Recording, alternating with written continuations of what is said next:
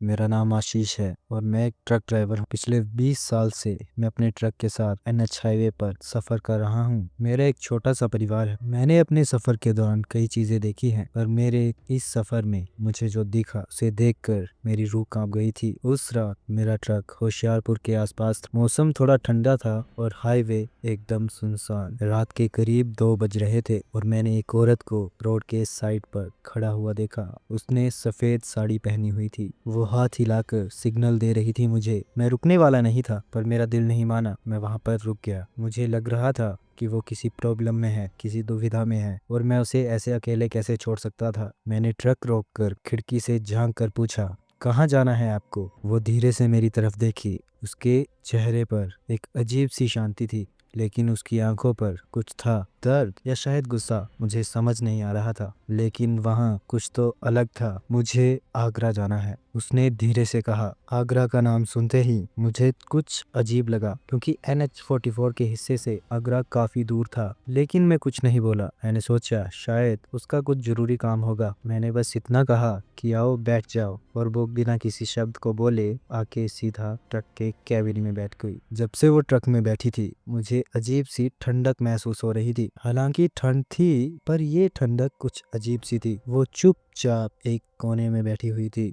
और बस रोड को देखते जा रही थी। आपका नाम क्या है? मैंने पूछा, छोटी मोटी बातें करने के लिए। तो उसने बताया कि मेरा नाम माया है। माया, ये नाम कुछ सुना सुना सा लग रहा था, लेकिन मैंने ज्यादा सोचा नहीं इस बारे में। मैंने अपना ध्यान सड़क पर रखा, लेकिन अंदर से मुझे लग रहा था कि कुछ यहाँ पर ठीक नहीं है। 1 घंटे के अंदर चीजें कुछ अजीब होने लगी थी। जब हम एक जंगल के आसपास से गुजर रहे थे, तो मुझे लगा कि पीछे कोई हंसी सुनाई दे रही है मुझे। मैंने पलट कर देखा, लेकिन पीछे कुछ भी नहीं था। मैंने सोचा कि शायद मेरी थकान मुझे हेलुसिनेट कर रही है। थोड़ी देर थकने के बाद मैंने एक जगह ट्रक रोका और मैंने माया से कहा कि मैं बस 2 मिनट में आता हूँ। लेकिन जब मैं ट्रक से नीचे उतरा, तो मुझे लगा कोई तो मुझे देख रहा है। जब मैंने पीछे मुड़कर देखा, तो मुझे माया वहीं से घूर रही थी, बिना पलके झपकाए। उसका चेहरा एकदम सफेद था, जैसे किसी मूर्ति का होता है ना बाहर देश की, वैसा ही। मुझे अंदर से घबराहट होने लगी थी। मैंने जल्दी से रेस्ट रूम का काम खत्म किया और वापस ट्रक में आकर बैठ गया। लेकिन जैसे ही मैं कैबिन में घुसा, तो माया मुझे देखकर बोली, तुम्हें लगता है कि अब तुम इस सफर को खत्म कर पाओगे? उसके इस सवाल से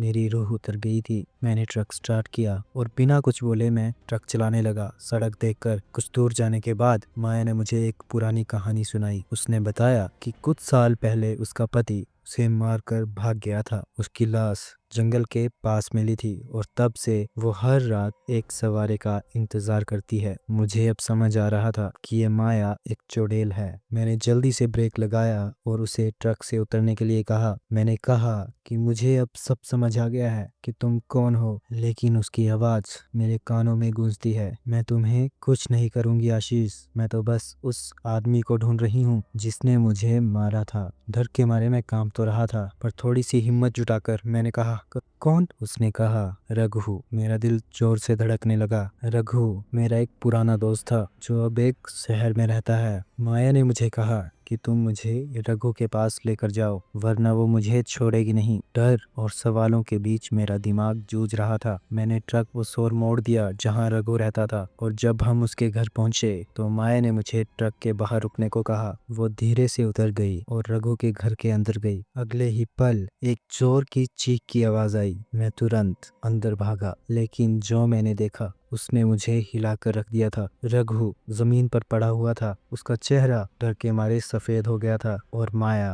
अब गायब थी। रघु ने मुझसे कहा, आशीष, मैंने अभी कुछ यहाँ पर देखा, जैसा जैसा मैंने पहले भी देखा था। मैं रघु के पास दौड़ता हुआ गया। मैंने रघु को कंधे से पकड़ा। मैंने कहा, क्या हुआ रघु, तुमने क्या देखा? उसने कहा, ये वही औरत थी, ये वही औरत थी जिसने पहले। इसको बोलने के बाद ही रघु चुप हो गया। शायद उसे पता था उसे इसके आगे कुछ भी नहीं बोलना चाहिए। मैंने रघु से कोई भी सवाल नहीं करा और सीधा उसे गले लगा लिया। मैंने रघु से कहा, कोई बात नहीं, तुम डरो मत, मैं यहाँ तुम्हारे साथ ही हूँ। और मैं रघु को उसके पड़ोस में उसके दोस्त के घर ले गया। एक दिन रघु ने मुझसे पूछा कि तुम यहाँ क्यों आए थे, पर मैं कोई जवाब नहीं दे पाया और रघु ने भी मुझसे कोई सवाल नहीं करा। मैं बहुत शुक्रगुजार हूँ कि मेरा दोस्त अभी भी जिंदा है, लेकिन मेरे अंदर आज तक ये हिम्मत नहीं हुई कि मैं रघु से पूछ सकूं कि आखिर उसने माया के साथ किया क्या था। Thank you so much for watching guys. I hope कि तुम लोगों की ये स्टोरी पसंद आई होगी।